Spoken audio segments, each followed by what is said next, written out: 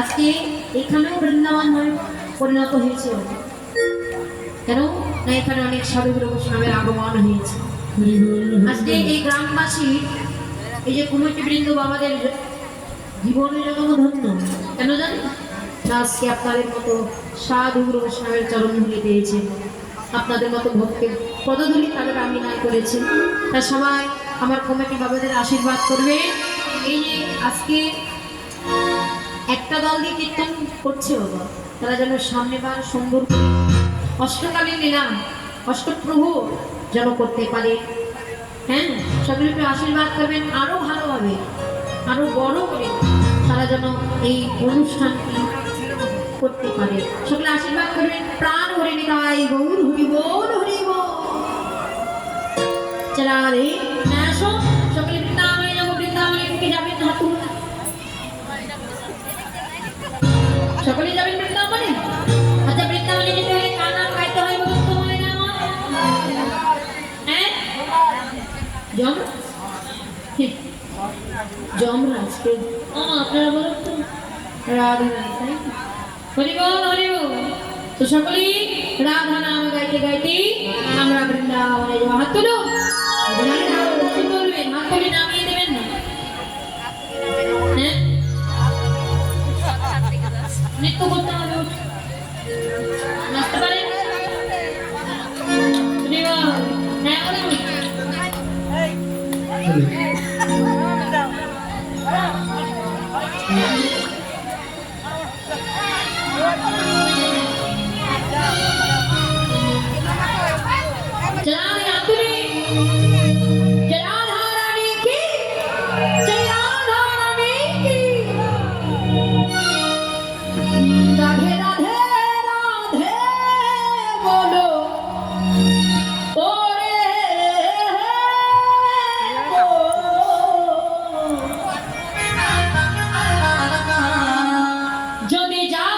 মধুর বৃন্দাবন